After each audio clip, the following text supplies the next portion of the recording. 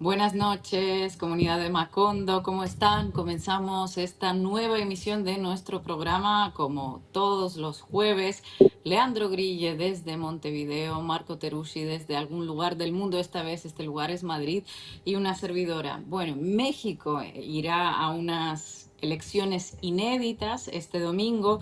Por primera vez en su historia, la gente va a votar por los integrantes del Poder Judicial, jueces y juezas, magistrados, miembros de la Corte Suprema, integrantes del Tribunal de Disciplina Judicial. En total votarán 881 cargos, un montón, para renovar un poder que, bueno, históricamente ha sido cooptado por una élite que desde luego pues no quiere soltar el privilegio que ha ostentado, ¿no?, durante tantos años. Por eso hay llamamientos a boicotear la votación para no legitimarla, para, bueno, luego decir que el voto nulo equivale al voto protesta, claro. Así que hoy vamos a hablar de la reforma judicial que ha hecho posible este ejercicio de democracia directa, de las encuestas y también de los antecedentes en otros lugares del mundo y de lo que significa para México esta renovación. Pero antes de hablar de México, quería decir luego, pero me acordé que antes de hablar de México, nos vamos a ir a Panamá, donde el Poder Judicial precisamente ha iniciado una cacería de brujas contra los trabajadores y sindicalistas que llevan meses ya protestando en contra de muchas cosas: una reforma neoliberal de pensiones, una eventual reapertura de una mina de cobre que fue declarada inconstitucional por el Supremo, y en contra del famoso memorando de entendimiento que el presidente Mulino firmó con el gobierno de Donald Trump, abriéndole el suelo de Panamá a las tropas de Estados Unidos, justo en el mismito momento en el que Donald Trump le dice a la cara a Mulino que, bueno, que el canal de Panamá volverá a ser grande de nuevo, ¿no? Volverá a ser estadounidense de nuevo. Así que muchas cosas que debatir hoy. Conéctense a esta transmisión, no se olviden de ponerle un me gusta, dejar sus comentarios y vamos a arrancar. Buenas noches, Ina, buenas noches, Marco, y buenas noches a toda la comunidad de Macondo, estén donde estén. Vamos a arrancar a una semana más analizando las cosas más importantes que están sucediendo en nuestro continente y a veces también en otras partes del mundo. Hoy vamos a comenzar, como estaba contando Ina, con la situación en Panamá, que desde el 23 de abril está en una escalada de conflictos, en una huelga general. Originalmente arrancó por lo que me estaba contando Ina, sobre todo por la ley de pensiones, esta ley 462, que cambia el sistema intergeneracional por un sistema acá en Uruguay conocemos bien esto, ¿no? Sistemas de cuentas individuales, y también a partir del descontento que existe en la población por esa negociación que hizo Mulino con Donald Trump. Nos acompaña Yamil Córdoba, del Sindicato de Trabajadores de la Construcción de Panamá, uno de los sindicatos que ha protagonizado esta conflictividad junto con el sector de la educación y uno de los que ha sido también más perseguido, o por lo menos de los que están denunciando incluso allanamiento a sedes del sindicato y persecución a algunos de sus dirigentes que creo han solicitado. Ahora Yamir nos contará asilo o refugio, por lo menos en la Embajada de Bolivia, o alguna de esta información ha trascendido a nivel internacional. Yamil Córdoba, gracias por acompañarnos en Macondo, te damos la bienvenida y te pedimos por favor que nos orientes, nos cuentes un poco cuál es la situación que está atravesando en este momento Panamá y cuál es la situación que están viviendo los trabajadores. Sí, muy buenas tardes. Gracias por la participación que nos permiten de que en efecto Latinoamérica y el mundo pueda saber lo que está ocurriendo en Panamá. En efecto, esta situación empezó el año pasado, en el mes de octubre o septiembre del año pasado, cuando el gobierno del presidente José Raúl Mulino nos llamó a una mesa de escucha donde participamos 11 organizaciones. De esas 11 organizaciones, 10 de las que estábamos allí presentes, manifestamos nuestra intención de que en efecto el sistema de pensiones de Panamá fuera un sistema de carácter solidario, un sistema de que en efecto pusiera por delante colocara por delante, perdón, lo que son los intereses, en este caso, de los trabajadores panameños. Resulta ser que de las 10 organizaciones que todas estuvimos de acuerdo, la organización de los empresarios, la número 11, fue la que hablaba de cuentas individuales. Y finalmente el gobierno, se presentaron propuestas, se sustentaron, se habló de toda esa situación y finalmente el gobierno presentó ante la Asamblea de Diputados en el mes de noviembre una propuesta que no fue recogida, la propuesta de los trabajadores, sino solamente del sector empresarial. De allí, en lo que fue la Asamblea de Diputados, se hicieron giras y se llevaron a cabo lo que fue a la población, a todo el que quería participar, se abrió un debate a nivel nacional donde participaron alrededor de 500 personas, todos llegaron y manifestaron cuál era su posición en cuanto a este tema. La mayoría de las 500 personas que nos manifestamos en ese momento, hablábamos de que en efecto había que regresar al sistema solidario que se tenía antes del 2005, cuando se hicieron las últimas reformas a la seguridad social. Resulta ser de que el gobierno en efecto nunca prestó atención y mucho menos tampoco la Asamblea de Diputados, y finalmente tomaron su decisión y presentaron un proyecto y fue aprobado en los 3 debates, donde incluye lo que es el sistema de pensiones individual, o en este caso lo que es la cuenta estas individuales de ahorro. Y esa situación entonces trajo un descontento ante los sectores organizados, ante la población, y es lo que ha traído toda la situación que tenemos hoy. De ahí comenzamos a hacer manifestaciones desde todo este tiempo y finalmente entonces el sector educador declara una huelga indefinida para el día 23 de abril, perdón, 23 de abril, y posterior el 28 de mayo lo que es el sector de la construcción y el sector bananero también nos declaramos en huelga. Así que en este momento nosotros nos encontramos en una confrontación directa con lo que es el Ejecutivo, y entonces la respuesta del Ejecutivo debe de escuchar las voces del pueblo, porque ya no solamente somos los sindicatos y los gremios los que estamos en contra, sino ya hay un sector de la población que también ha comenzado a manifestarse en contra de la decisión de esta reforma con cuentas individuales y todo lo que conlleva esa nueva ley, la ley 462.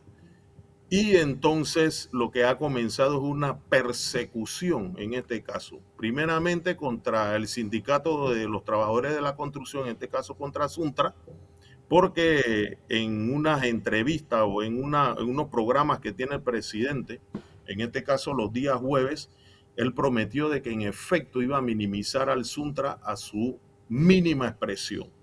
Y eso lo está llevando a cabo con complicidad del Ministerio Público, porque aquí se han abierto procesos a dirigentes, a nuestros máximos dirigentes, tanto así de que en este momento nosotros tenemos 2 compañeros detenidos, el caso del compañero Jaime Caballero, el compañero Genaro López, que es nuestro dirigente histórico en el caso de Suntra, y lo tienen en una prisión de máxima seguridad, donde el perfil de las personas que están ahí es un perfil bastante alto a los que tienen detenidos. En el caso del compañero Saúl Méndez, como su integridad física corría peligro, incluso la vida, el compañero tuvo que verse en la necesidad, en efecto, de solicitar asilo en la Embajada de Bolivia. Y tenemos un compañero en este momento que incluso han ofrecido recompensa por ese compañero, para que el compañero aparezca. Entonces es una situación que prácticamente el asedio que hay contra nuestra organización es bastante fuerte. Aparte de eso, los allanamientos, las oficinas principales de Suntra fueron allanadas en días atrás. También las oficinas que nosotros tenemos de la cooperativa en el día de ayer fueron allanadas, y la cooperativa Suntra RL, donde los trabajadores incluso somos miembros, donde tenemos nuestros ahorros y toda esta cuestión, fue cancelada la personería jurídica de un solo plumazo, aduciendo de que en efecto en esa cooperativa era que nosotros hacíamos la triangulación o la actividad para lavar dinero, porque esos son los cargos de los cuales están acusando a nuestros compañeros. Entonces es una situación bien fuerte en medio de lo que hemos llevado adelante la huelga prácticamente la han ido a cuidar los policías. Un contingente de policías en cada proyecto ha estado ahí presente a diario, prácticamente preguntándole a los trabajadores o a los compañeros que laboran ahí si ellos quieren trabajar. Y entonces lo que hacen es que si hay un grupo de compañeros, aunque sea minúsculo, que quiere trabajar, entonces prácticamente lo hacen que ingresen a trabajar. Cuando fue una decisión democrática tomada en una asamblea general donde todos los trabajadores o la gran mayoría de los trabajadores que conformamos este sindicato a nivel nacional, nosotros tomamos la decisión de irnos a huelga. Pero el asedio es tal de que en efecto han utilizado a la policía para que los compañeros que estamos en huelga intimidarlos y que los compañeros entonces ingresen a trabajar. Es una situación bien difícil la que tenemos en este momento y que realmente nosotros estamos resistiendo. Así que nosotros también hemos mantenido nuestras movilizaciones en diferentes puntos de la ciudad capital y nos hemos mantenido de esa forma a pesar del asedio. También quiero informar de que el día 14 de febrero de este año, todas las cuentas bancarias del sindicato, en este caso de Suntra, fueron cerradas, sin ningún tipo de explicación, sin nada, simplemente el banco, en este caso estatal, Banco Nacional y la Caja de Ahorro, lo que dicen es que ellos pueden seleccionar a los clientes para tener la cuenta abierta, y simplemente lo que manifestaron era que se cerraban las cuentas. De allí hemos ido a la banca privada y hemos hecho recorrido en todos los bancos de la localidad privado y ninguno nos abre cuenta porque dice que tenemos una alerta en este caso. Entonces es una situación donde nos han atacado económicamente, nos han atacado judicialmente y también nos han montado una persecución por todos lados. Así que la situación que se vive en este momento en Panamá es una situación bastante difícil. Y ni hablar en el caso de los compañeros educadores que también están siendo perseguidos, también se le están allanando algunos lugares, también con los compañeros indígenas que se han estado manifestando. Incluso hay testimonio de que en algunos casos a algunas compañeras indígenas la mandaron a desnudar y los guardias prácticamente se mofaban y se reían de eso. Aparte de todos los procesos judiciales que vienen armando porque están utilizando al Ministerio Público y al sistema judicial para encarcelar y perseguir a todos los dirigentes que hemos salido a protestar y que nos mantenemos en la protesta. Samir, muchas gracias por estar acá en Macondo y creo que es importante dar a conocer afuera lo que está pasando. Quería preguntarte, con toda esta situación de persecución, amedrentamiento, detenciones, ¿cómo está el clima en la calle? ¿Cómo puede seguir? ¿Y esto está más circunscripto a sindicatos o está tomando como cada vez más amplitud y de alguna manera uno diría la sociedad panameña está empezando a movilizarse contra el gobierno? ¿Y por qué el gobierno está tan duro? ¿Por qué no negocia y por qué aplica una estrategia tan maximalista ante el conflicto en vez de sentarse y descomprimir, ¿no? Pero uno ve que, por lo menos desde afuera, y lo que contás, va por la escalada, digamos, en términos represivos. ¿Cómo está la calle? ¿Por qué el gobierno no quiere negociar? ¿Qué gobierno es? Bueno, por lo menos lo que es la ciudad capital y en el país en general se siente una tensión muy grande. Incluso el gobierno dice en su discurso que todo transcurre de la manera normal, pero cuando tú hablas con los transeúntes, se siente una tensión que realmente no se sabe aquí en el país qué es lo que va a ocurrir. Incluso muchos empresarios ya han comenzado a manifestarse y lo que ellos llaman es a un diálogo. Pero en este momento el gobierno tiene una posición de que dice que ellos no tienen que conversar con nadie y que en efecto esa ley se queda porque se queda. Aparte del memorando de entendimiento, que también lo rechazamos porque cede soberanía nacional, y hemos dicho que ese memorándum de entendimiento también tiene que ser rechazado por el gobierno. También uno de los puntos que nosotros tenemos son los embalses de Río Indio, que algunas comunidades que han vivido por décadas y que su subsistencia está en esas tierras, lo que quieren también es inundar esa parte y finalmente sacar a las comunidades que allí han realizado su vida. Y la intención de querer abrir nuevamente la minería metálica en Panamá, cuando en este país en el 2023 se les dijo en efecto de que este país no es un país minero y que eso el pueblo no lo iba a aceptar. Así que la situación que se vive en el país es muy tensa. Ya incluso los mismos empresarios hablan de que las ventas, la inversión en Panamá ha disminuido. Incluso hay estadística de que en efecto el desempleo ha ido en incremento. Y se me olvidaba también decirle que en el caso del interior del país hay una provincia, perdón, que está completamente cerrada, que ahí nadie puede transitar, que es la provincia de Boca del Toro. Casualmente el gobierno la declaró ayer en estado de emergencia y no sabemos si la declaró en estado de emergencia para reprimir a los compañeros que ahí están, que ahí lo que funciona más es el sector bananero, y que la empresa ha amenazado con despedir a casi 5,000 trabajadores de los 9,000 que tiene. Entonces es una situación bien caótica, pero el gobierno se mantiene en una posición de no querer conversar con nadie.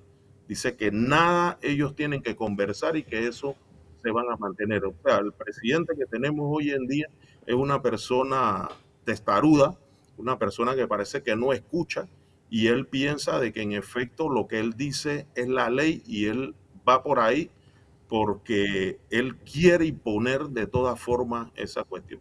Hay un descontento generalizado, incluso hay encuestas que hablan ya de que la aprobación de este gobierno es del 9% de la población, o sea, una aprobación muy, muy, muy mínima. En el día de hoy tenemos diferentes movilizaciones, marchas, aparte de las que se han hecho en la mañana, al mediodía, y ahora en la tarde por lo menos hay en 2 lugares concentrados marchas que se están realizando en la ciudad capital, aparte de las que se han llevado en el interior del país. Adelante. Yamir, muchísimas gracias por estar aquí. No es habitual recibir noticias de Panamá, así que te agradecemos el tiempo y tu testimonio. Una ley que parte de ese descontento del que hablas, ¿no? Está en parte motivado también por el memorándum de entendimiento que han firmado entre el gobierno de Trump y Mulino, ¿no? Te quería preguntar qué se siente, cuál es la percepción que tienen los panameños que se manifiestan estos meses sobre ese memorándum de entendimiento y qué supone realmente para Panamá cumplir con las cláusulas. Bueno, lo que el panameño en este momento en las calles siente es rechazo, siente repudio hacia la gestión gubernamental en este momento. Y usted puede hacer encuesta en cualquier parte del país y eso es lo que usted va a sentir que las personas sienten. Y en el caso del memorando de entendimiento, recuerde que aquí en Panamá se llevó una lucha histórica por la recuperación de nuestra franja canalera.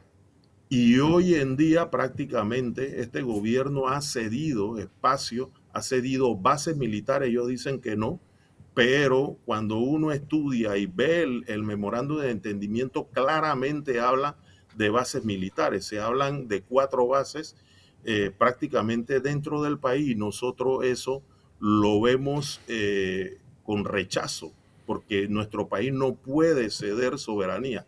Es claro lo que dice el Tratado de Neutralidad, donde menciona de que en efecto Panamá tiene que ser un país de forma neutral, que no le puede dar privilegio a ningún otro país.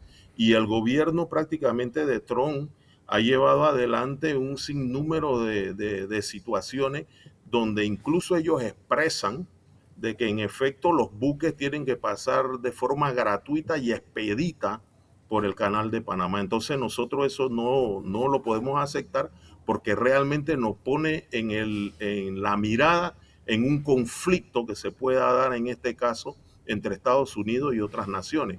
Entonces Panamá tiene que seguir jugando su rol de neutralidad que hasta la historia, hasta el momento ha jugado. Y por eso lo rechazamos, y nos vamos a mantener en esa posición de que en efecto ese memorándum de entendimiento tiene que ser rechazado, porque la población así, la población no lo acepta. Yamir, por lo menos la última de mi parte, no sé si ustedes tienen, Marco e Ina, pero el presidente Mulino fue electo el año pasado, tiene muy poco tiempo, es un gobierno que en principio le quedan todavía la mayor parte de su mandato. ¿Cómo esperan ustedes que pueda transitar con este grado de insatisfacción de la gente, con este grado de impopularidad que señalan efectivamente las encuestas? ¿Hay algún espacio para negociar a nivel del Parlamento, alguna búsqueda de no sé, suavizar el proyecto del presidente Mulino, o creen que va a estar afectada la gobernabilidad de ahora en adelante? Bueno, realmente de la forma como va este gobierno, este va a ser un gobierno de mucha incertidumbre durante los próximos 4 años que le hacen falta. En el caso de lo que es nuestro código electoral, lamentablemente nuestro código electoral no tiene la parte de revocatoria de mandato del presidente, no lo recoge, solamente recoge la revocatoria de mandato para lo que es diputados, alcaldes y representantes en este caso. Y lo que se ha estado barajando por ahí, en efecto, es de que se está viendo la posibilidad de que se puedan recoger firmas y solicitar prácticamente lo que es la revocatoria de mandato, pero habría que llevarlo ante lo que es la Asamblea de Diputados, para que la Asamblea lo pueda juzgar a él y pueda ver lo que está ocurriendo. Hay algunos diputados que ya han comenzado a manifestarse de que en efecto el país no puede ir por el rumbo de la confrontación, porque vemos que en realidad este señor tiene una manera de confrontación directamente al pueblo, y él ya lo mencionó en una de sus entrevistas de que su gobierno es un gobierno empresarial, o sea que él gobierna solamente para un sector de la población panameña y no para los panameños en sí. Entonces todo eso se está estudiando, y en este momento la Asamblea de Diputados se encuentra en un receso, solamente están trabajando las comisiones, y ellos vuelven nuevamente a actuar en el Pleno desde el 1 de julio de este año, porque están en receso. Entonces allí vemos qué es lo que va a pasar, porque finalmente el rumbo que lleva el país ahora mismo es un rumbo realmente que nosotros los panameños no queremos. Es un rumbo de confrontación, y este señor realmente ganó las elecciones fue por voto prestado, porque él fue prácticamente el elegido de Martinelli, y él ganó con un 34% de los votos en ese momento. Y ganó es porque en este caso el candidato Martinelli, que ahora se encuentra en Colombia, eh, realmente solicitó que se le diera el voto a él. Pero él no tenía la aceptación del pueblo panameño. Pero bueno, lamentablemente se dio esa situación. Yamir, ¿ustedes van a seguir en las calles manifestándose hasta el momento en el que liberan a los compañeros, hasta que se den marcha atrás a la reforma? ¿Cuáles son la hoja de ruta, digamos? Bueno, nosotros nos hemos mantenido y nos vamos a mantener en movilizaciones en la calle. Suntra como tal ha estado realizando marchas, piqueteos, volanteos, y muchos pensaron que al detener a nuestros máximos líderes, el caso de Suntra prácticamente iba a desaparecer de la lucha. Pero aquí nosotros nos mantenemos, estamos dando la pelea y nos vamos a mantener en la batalla junto a nuestro pueblo. ¿Por qué no vamos a renunciar a ella? A pesar de la persecución y de todo lo que este gobierno pueda llevar adelante, nosotros vamos a seguir en lo que es la lucha. Yamir No vamos a Córdoba, renunciar a secretario de ella ni un Suntra, centímetro. ¿Perdón? ha estado hoy en Macondo. Muchísimas gracias, Yamir. Que es que pensé que habías terminado, te interrumpí, perdona. No, ya terminé. Sí, pues muchísimas gracias por esta entrevista. Nuevamente les mandamos solidaridad de nuestra parte y un abrazo muy fuerte. Vamos a seguir de cerca esta situación. Gracias, Yamir. Gracias a ustedes. Gracias, Yamir. Bueno, nosotros nos tenemos que ir a la tanda y ahora sí que volvemos con México y con el Poder Judicial.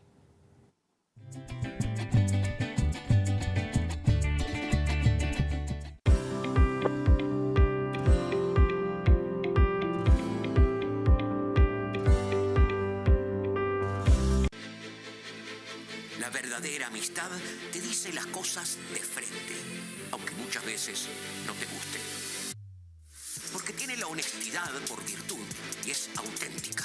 Prioriza la confianza por sobre todas las cosas. Es que la amistad asume el compromiso de estar siempre, sobre todo en las malas, para que cuando lleguen las buenas sean una verdadera fiesta. No importa el momento, la hora o el lugar, su voz siempre te hace sentir como en casa. Caras y caretas, una voz amiga. Suscríbete ahora.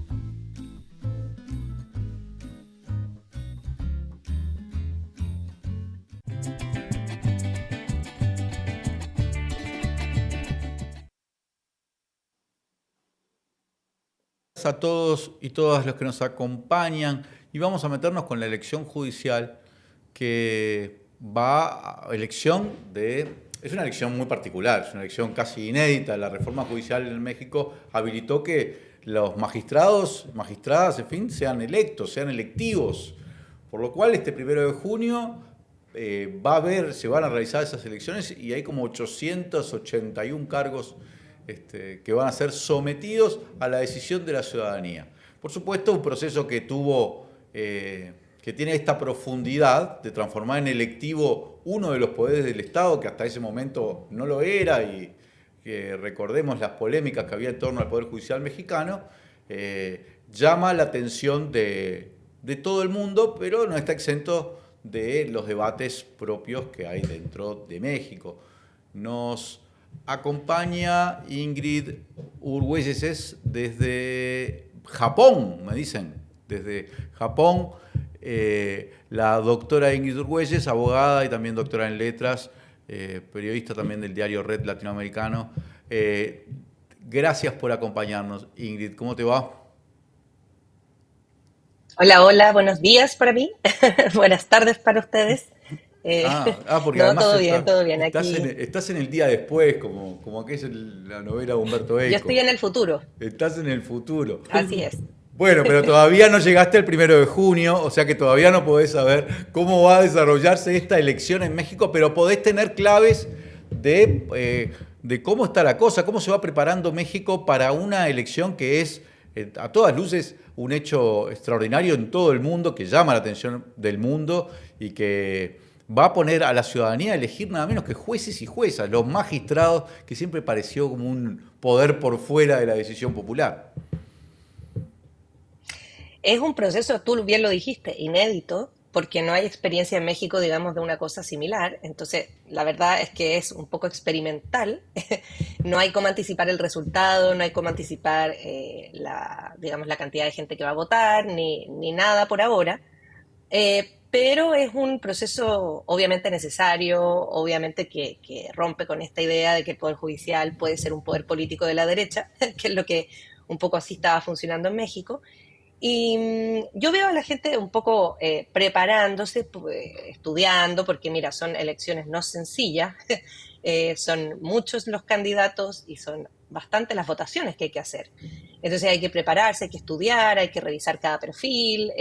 Por ahora yo veo que claro, hay una politización muy fuerte en la ciudadanía que va a votar, porque efectivamente esto es meterse en un poder opaco, oscuro, que nadie sabe bien para qué funciona. De hecho, esto es primera vez que estamos preguntando, bueno, ¿qué hace un juez?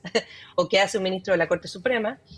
Pero obviamente yo siento que para Latinoamérica es un proceso que si resulta bien, que yo creo que evidentemente va a terminar en un buen resultado, puede ser una experiencia comparada interesante para otros países que estamos aquí. Yo soy de Chile también, que estamos sufriendo estos lawfare y estos ataques políticos de poderes judiciales arcaicos que elige, digamos, a dedo ciertos personajes políticos. Entonces, la verdad que, claro, es una cosa, como tú decías, inédita para Latinoamérica, importante, ¿no?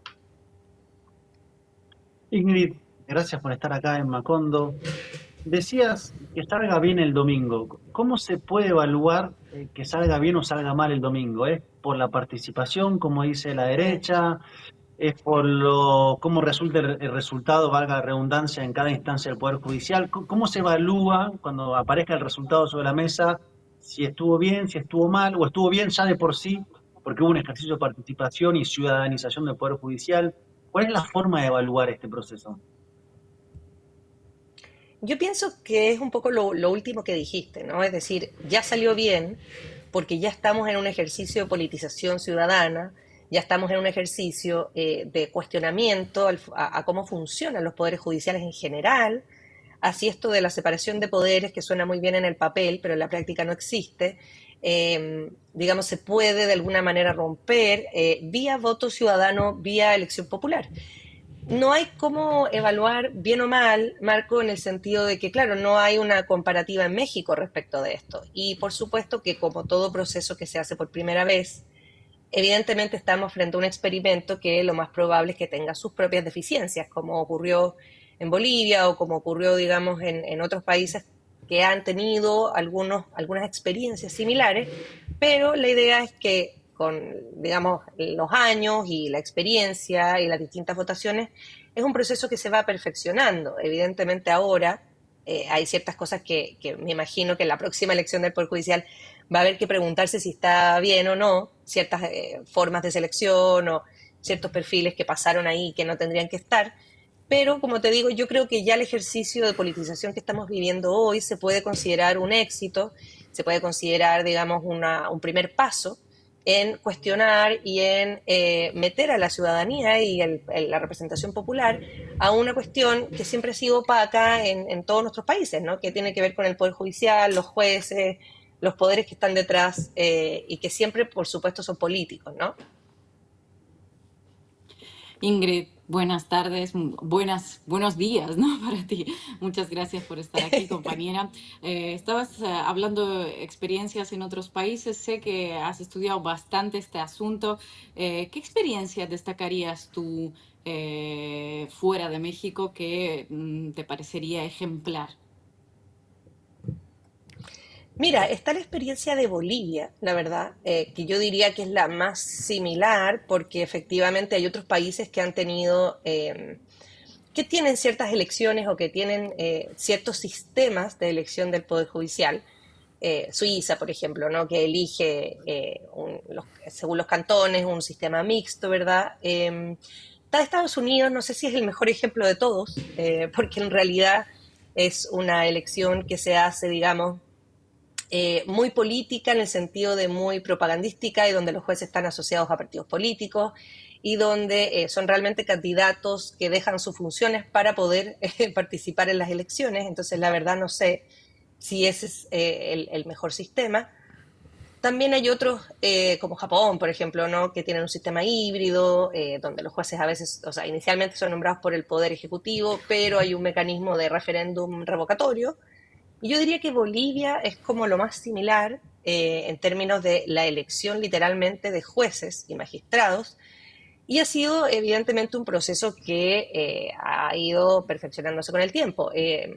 Y probablemente va a ser muy similar a lo que pasa en México, ¿no? O sea, las primeras elecciones del 2011 que se producen en Bolivia, por ejemplo, traen o incluyen una baja participación, con muchas dificultades de elegir los perfiles, pero eso ha ido un poco modificándose ya en las otras dos elecciones que han tenido después de la del 2011 y han ido cambiando ciertos elementos que yo creo que un poco va a ser lo que va a pasar en México, es decir, cambiar los filtros, por ejemplo, quién elige a los perfiles, meter al sistema universitario a elegir, digamos, estos filtros de profesionalidad que no tengan un sesgo necesariamente político. Hay distintos, digamos, cambios que se han ido haciendo, o por ejemplo, organizaciones que se agrupan para hacer un seguimiento del proceso electoral. Y claro que ya en las otras dos elecciones, dígase el 2017 y el 2024, Bolivia tuvo un poquito más de participación electoral y ha sido un poco el camino que ellos han trazado, porque también es una cosa muy experimental, ¿no? Tampoco tenían experiencia comparada. Yo siento que en México va a pasar algo similar, ¿no? Es decir, vamos a ir perfeccionando el sistema de votación y los procesos a medida de que vayamos viendo los resultados, como un primer proceso que vamos a vivir ahora el 1 de junio. Ingrid, la gente tiene que votar para ministros y ministras de la Suprema Corte de Justicia, que va a ser la papeleta color morado, según tengo acá. También para magistrados y magistradas del Tribunal de Disciplina Judicial, que debe ser como un consejo de la magistratura en Argentina, imagino esos que supervisan a los jueces. Después tenés a los magistrados y magistradas del Tribunal Electoral, del Supremo Tribunal Electoral, del Superior Tribunal Electoral. Pero además después llegás a los magistrados regionales, los magistrados y magistradas de circuito y hasta los jueces de distrito, jueces y juezas. La gente que, te pregunto, por lo menos en lo que vos ves, yo, por ejemplo, si fuera a votar ahí, diría votar. Para la Suprema Corte seguro que tengo candidato o candidata. Capaz que el juez del distrito, que debe ser como una localidad, pero ya después hay momentos donde dice, ¿y acá qué hago? O no sé, o la gente se está indagando, estudiando, viendo perfiles para el Tribunal de Disciplina Judicial. Te pregunto porque eso sí que es, acá en Uruguay sería extraordinario una cosa así, ¿no? Tendríamos que ir todos a clase prácticamente para tratar de entender un poco qué votar y cómo, ¿no? No está nada de fácil, o sea, tienes razón. Son elecciones que implican una dificultad porque, por ejemplo, no sé, hablaba con un amigo ayer que tiene que votar en la Ciudad de México por 36 personas entre 212 postulantes. O sea, claro, y además de eso está el tema de que no se ha hecho campaña como una elección común y corriente, entonces está en ti como votante ir y buscar el perfil, indagar, bueno, qué relaciones tiene esta persona, qué credenciales tiene esta persona, pero son 212 postulantes para alguien de la Ciudad de México, ¿no? O sea, es una cosa como compleja. Y yo siento que efectivamente lo que tú dices, esa va a ser la gran dificultad que va a tener esta elección, porque el número de cargos es grande y eso implica que la gente tiene que ponerse a estudiar, como bien decía. En México, por ejemplo, se está organizando mucho la gente con algo que le llaman acordeones. No sé cuál será la palabra argentina y uruguaya, en Chile le decimos torpedo, pero que es como, digamos, hacer una listita, llevarla el día de la elección con tus candidatos anotados en un papelito, digamos, como cuando copiabas en los exámenes, Un allá le llaman trencito, un machete. Ma- trencito, Machete. Trencito en Uruguay y machete en Argentina. machete, Machete en Argentina. Sí. Y y así aquí es vas, torpedo. un torpeo. Vas ahí No sé sí. de dónde. Y vas Y- con tu papel, o sea, vas con tu. Porque, ¿cómo te vas a acordar de los 36 votos? Entonces la gente, claro, está haciendo sus listas, va a ir con su papelito. Y ahí está toda la derecha, ¿no? Con su gran campaña, porque esto les produce, digamos, ya una cosa que no soportan, que estemos votando los jueces, porque era su último reducto político, se lo estamos quitando, básicamente. Entonces dicen que no, que claro, que la gente está un poco siendo incitada a votar por ciertos candidatos, porque esos torpedos además circulan, ¿no? Es decir, las personalidades, digamos, políticas o periodísticas muestran sus propios acordeones, que le llaman en México, para que la gente más o menos sepa por quiénes van a votar. Entonces, claro, es como una cosa que la derecha se está colgando para decir, pero que en realidad tiene que ver con esto que tú mencionas. Es difícil votar por tantos candidatos y además es muy difícil saber si tienen algún vínculo, digamos, con los empresarios o con, qué sé yo, o sea, como indagar bien en el perfil no es tan sencillo. Ingrid, ¿y cómo está haciendo? Tomando en cuenta que es una elección, como uno diría, cualificada para el voto. Hay que sentarse a estudiar, a armar un machete, un bandoneón, o la forma que sea, un acordeón, me salió muy argentino, bandoneón. ¿Cómo ha sido el Bandoneón. proceso, uno diría, como de pedagogía ante eso?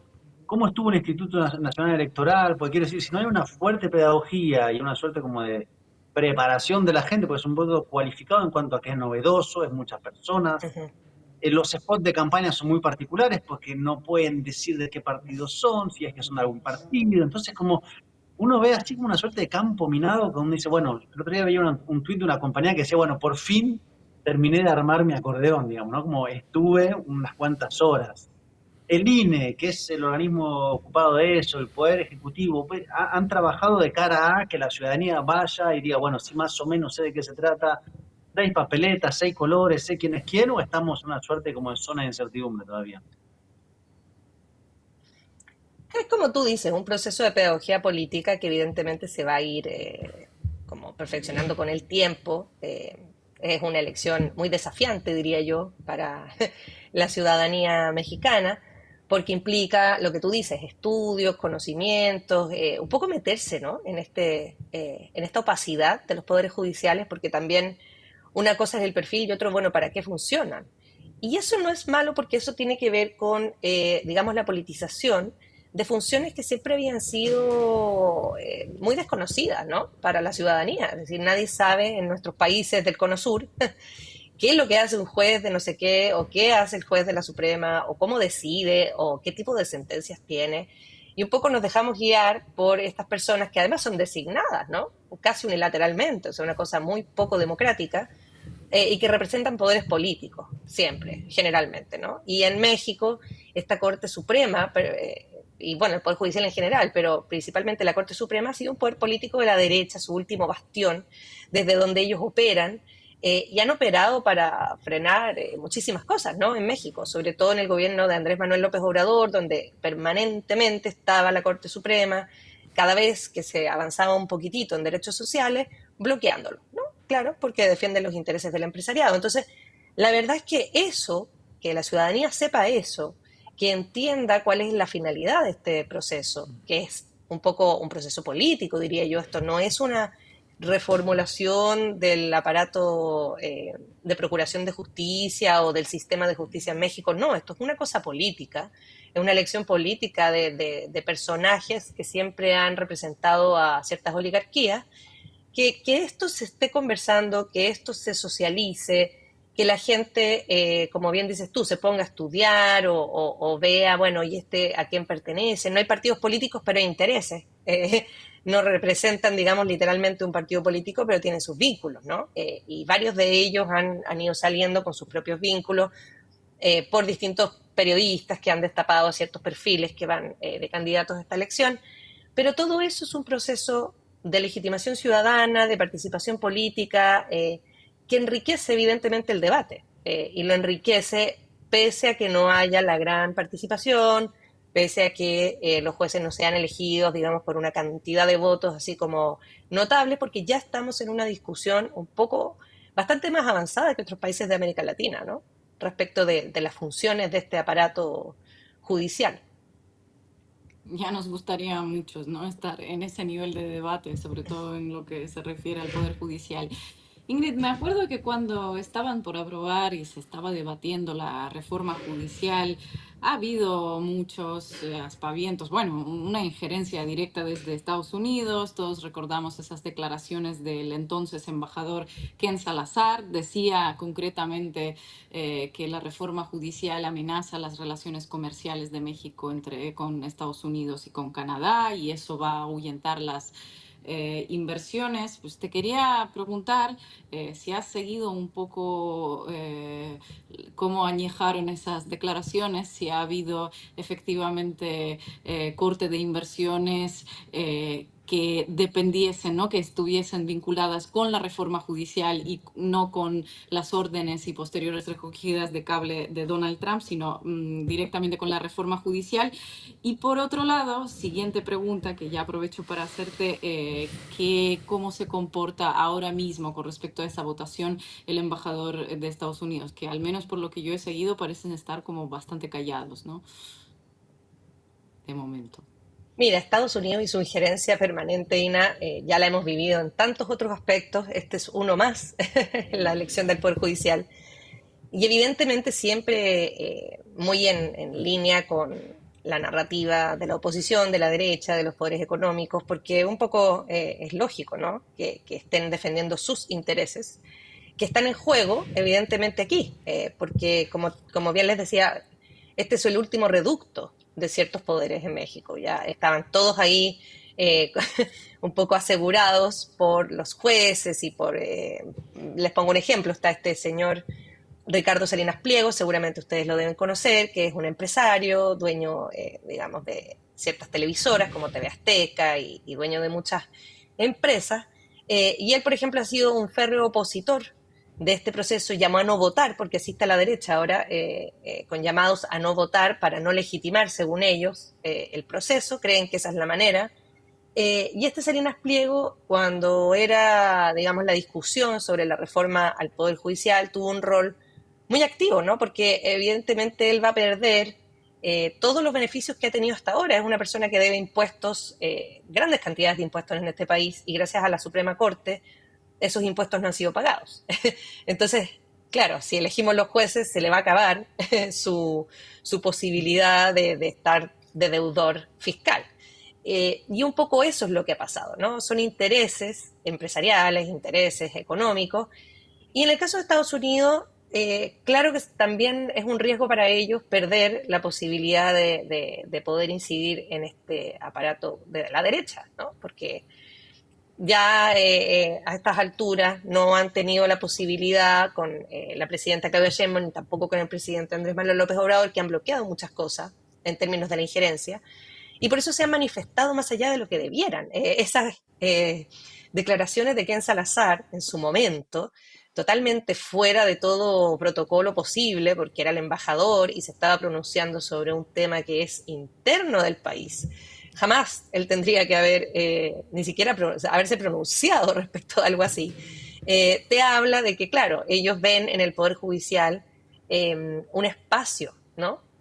Interesante por el cual ellos pueden de alguna manera moverse, y eso lleva a que hagan declaraciones tan torpes o tan visiblemente burdas como la que hizo Ken Salazar en su momento, porque te digo, es salirse de todo protocolo, no es la función de un embajador esa, Y el nuevo embajador, que por supuesto va en la misma línea, porque no cambia para nada la línea injerencista ni la línea imperialista y colonizadora de Estados Unidos con el nuevo embajador, lo único que sabemos es que se ha reunido con ciertos personajes de la derecha y eso es preocupante, obviamente, porque vamos a tener ahí a alguien que va a estar en un rol bastante complejo respecto de las decisiones que se tomen al interior de México. Ingrid, ¿cuál es hay un conflicto que tiene el gobierno con la Coordinadora Nacional de Trabajadores de la Educación? De hecho, es uno de los sindicatos más importantes o más poderosos de México y lleva varias semanas este conflicto, ha habido bloqueos, incluso bloqueos al Instituto Nacional Electoral, hay cierta amenaza de boicot también por parte de los educadores y Claudia Sheinbaum se ha manifestado muy molesta o prácticamente le ha dicho que están manejándose dentro de la agenda de la derecha. Este enfrentamiento con los trabajadores de la educación, ¿tiene posibilidades de resolverse? ¿Hay un diálogo en vistas? ¿Puede afectar el proceso electoral del próximo 1 de junio? Hay muchas cosas que están pasando en paralelo a este proceso electoral del 1 de junio, no solamente las injerencias de Estados Unidos, digamos, un momento político complicado para México, sino que al interior también hay algunos elementos, ¿no? Una cosa es la derecha o los medios de comunicación corporativos que llaman a no votar o que le hacen un silencio mediático a la elección, que eso se ve, es evidente, y también son los mismos problemas internos que no se han podido resolver como este conflicto que tiene actualmente el gobierno con la CENTE, ¿no? Que es esto que tú dices, los trabajadores, ¿no? La verdad es que es muy complejo de resolver porque tiene que ver con cosas estructurales ligadas a procesos de neoliberalización del país. Lo que se alega, lo que se está reclamando, tiene que ver con una cosa que se llama AFORES, que en Chile le llamamos AFP, que son sistemas de pensiones neoliberales que se impusieron, digamos, en ciertos momentos y que por supuesto que no aseguran una pensión o jubilación ni siquiera digna, ¿no? Un poco es algo estructural. Y ellos están luchando contra eso, que es una lucha súper legítima porque en el fondo habla de descapitalizar un poco el sistema y que sea público y que no existan estas empresas privadas que lucren con la jubilación y las pensiones, pero también ahí es hasta dónde se puede avanzar desde el gobierno para cambiar cuestiones que son estructurales y que requieren de cambios más allá de las buenas intenciones que tenga la 4T. O sea, para poder cambiar un sistema de pensiones completo necesitas reformas constitucionales, o sea, no es sencillo. Y te lo digo como chilena, que esa es la lucha que hemos tenido durante años con estas AFORES o AFP en Chile, pero que también chocamos con pared porque no es fácil, ¿no? Entonces, claro, hay una tensión en este momento donde la lucha es legítima porque es una lucha contra el capitalismo, básicamente, y eso todos debiéramos estar apoyando, pero al mismo tiempo el momento político es muy delicado, el momento político está muy complejo para que se dé justamente ahora. Y por eso también yo creo que ha habido estos choques, ¿no? Porque de parte de la gente asociada a Morena o a la 4T, que están muy enojados con la CENTE, con estos trabajadores, porque dicen, bueno, vienen ustedes aquí a perjudicar un proceso que tiene que darse de cierta manera y un poco están colaborando junto con otros poderes fácticos a que esto no funcione, pero por otra parte el reclamo y las demandas sí son legítimas. Entonces, ahí hay que calibrar y ver hacia dónde apuntar, ¿no? Yo apuntaría evidentemente a la derecha, apuntaría hacia los medios corporativos, a los empresarios, pero no sobre trabajadores que están luchando con cuestiones o sobre cuestiones que son legítimas, necesarias, y que además si se logra presionar para un cambio, eso va a favorecer a todos los trabajadores mexicanos un poco. Te hago la última por mi parte. Digamos, la reforma o la iniciativa de reforma se dio, entre otras cosas, porque había por lo menos una posición que uno diría bastante opositora en la Suprema Corte de Justicia Nacional para con el gobierno de AMLO. ¿Pensás que a la salida de este proceso electoral, si bien, claro, los candidatos no tienen partidos políticos de forma explícita, pero sí tienen como afinidades, uno diría, se puede dar una configuración de la cúspide del Poder Judicial, no diría favorable al gobierno, pero no opositora como lo ha sido hasta el momento, que ha llevado a esta serie de roces, que no es exclusivo de México, quiero decir. En Argentina ha pasado, en muchos países ha pasado esta suerte de la oposición refugiada en la cúspide del Poder Judicial y desde ahí sabotea. Este proceso puede permitir una suerte de, digamos, posibilidad de que la cuarta transformación avance sin esa posición de oposición del Poder Judicial. Bueno, eso se busca, esa es la idea, y lo más probable es que efectivamente eso ocurra, porque de una manera muy torpe, creo yo, la oposición, la derecha, su forma de enfrentar esto, que no pueden ellos mentalmente con la idea de que la ciudadanía participe así políticamente, es no votar. O sea, los llamados de ellos son a no votar y eso implica, que no es malo, te digo, ¿ah? Cuando la derecha llama a no votar, yo diría no es algo negativo para nosotros porque básicamente le dejas a la izquierda el espacio para la elección de los candidatos. O sea, ellos se van a abstener. Lo más probable es que efectivamente los perfiles sean perfiles que no bloqueen, que eso es lo que se está buscando, porque la verdad ni siquiera se está buscando perfiles políticos específicos, es simplemente que no exista un bloqueo judicial o que no exista una guerra judicial que hemos visto en Ecuador, que hemos visto en Bolivia, que hemos visto en Chile también, lawfers que le llaman, contra los presidentes o los políticos de la 4T. O sea, eso se estaba configurando, posibilidades de lawfare en México. Y muchos casos que vivimos nosotros durante el gobierno de AMLO, de reformas que no pudieron pasar o de intentos de modificación, esto mismo de la CENTE, ¿no?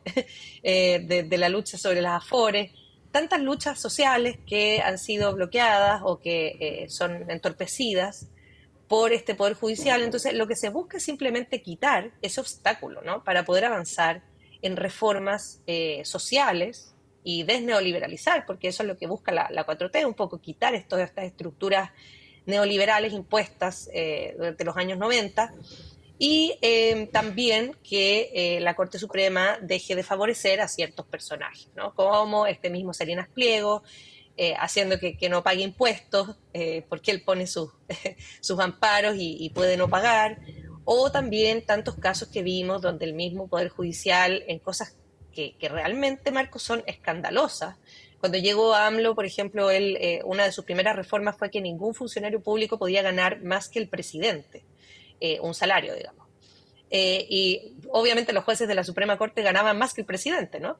Y en vez de bajarse los salarios de acuerdo a la ley, que es lo que básicamente ellos hacen, pusieron una serie de acciones judiciales y protecciones para que no les afectara, entonces seguir ganando más que el presidente. Es una cosa así como escandalosa, ¿no? Y todo eso lo fuimos viendo entonces cuando llega el momento de la reforma al Poder Judicial, que fue súper difícil que saliera, y hubo un debate nacional muy grande, y hubo movimientos de la oposición en conjunto con Estados Unidos, en conjunto con una serie de otros poderes fácticos.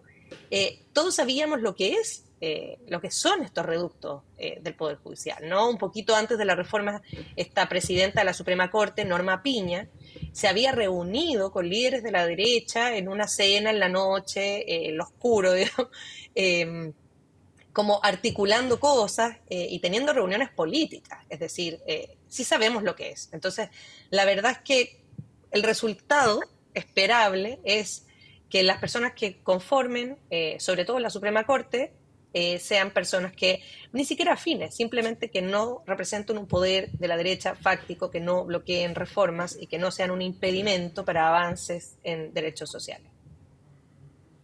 Va a ser interesante ese lunes postelectoral a nivel mediático, las cosas que nos tocará leer. Bueno, la buena noticia es que digan lo que digan, el Poder Judicial en México va a ser renovado, ¿no? Eso está, hay que celebrarlo. Ingrid, muchísimas gracias por esa panorámica tan amplia. Te agradecemos y de verdad esperamos volverte a ver en Macondo en alguna otra ocasión. Encantada y bueno, estamos todos aquí expectantes a ver qué va a pasar el 1 de junio. Ahí veremos los medios, Ina, evidentemente planteando unos escenarios apocalípticos de que se va a acabar el país y que esto es antidemocrático, como si ellos fueran el bastión de la democracia. Así que nada, bueno, ahí estaremos viendo y muchísimas gracias. Si yo meto un juez de Suprema Corte o un juez de distrito, me paro frente al juzgado y le digo, bueno, usted es mi juez. Yo tengo un juez ahora. Yo lo elegí. Yo lo elegí. Usted es mi juez, no vaya a equivocarse. Bueno, gracias Ingrid. Gracias Ina y Marquito. Bueno, Gracias a interesante. todos los espectadores. Como siempre, nos tienen que dejar sus me gusta y ya si les parece interesante el programa y quieren que sigamos, también tienen el botón de donaciones. No se olviden de eso. Y hasta el